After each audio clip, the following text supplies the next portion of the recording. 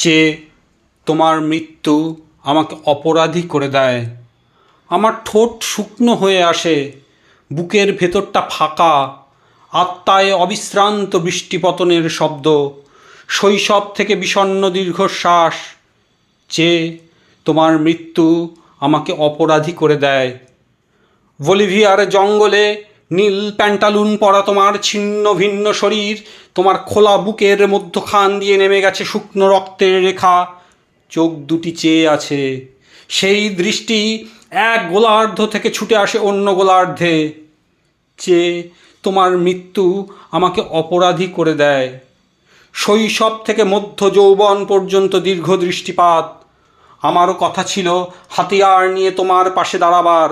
আমারও কথা ছিল জঙ্গলে কাদায় পাথরের গুহায় লুকিয়ে থেকে সংগ্রামের চরম মুহূর্তটির জন্য প্রস্তুত হওয়ার।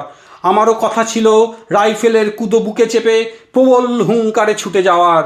আমারও কথা ছিল ছিন্ন ভিন্ন লাশ ও গরম রক্তের ফোয়ারার মধ্যে বিজয় সঙ্গীত শোনাবার। কিন্তু আমার অনবরত দেরি হয়ে যাচ্ছে। এতকাল আমি একা, আমি অপমান সয়ে মুখ নিচু করেছি, কিন্তু আমি হেরে যাইনি, আমি মেনে নিইনি। আমি ট্রেনের জানালার পাশে, নদীর নির্জন রাস্তায়, ফাঁকা মাঠের আলপথে, শ্মশান তলায়, আকাশের কাছে, বৃষ্টির কাছে, বৃক্ষের কাছে, হঠাৎ ওঠা ঘূর্ণিঝুলোর ঝড়ের কাছে আমার শপথ শুনিয়েছি। আমি প্রস্তুত হচ্ছি, আমি সব কিছুর নিজস্ব প্রতিশোধ নেব, আমি আবার ফিরে আসব। আমার হাতিয়ারহীন হাত মুষ্টিবদ্ধ হয়েছে, শক্ত হয়েছে চোয়াল, মনে মনে বারবার বলেছি ফিরে আসব। চেয়ে তোমার মৃত্যু আমাকে অপরাধী করে দেয়। আমি এখনো প্রস্তুত হতে পারিনি, আমার অনবরত দেরি হয়ে যাচ্ছে।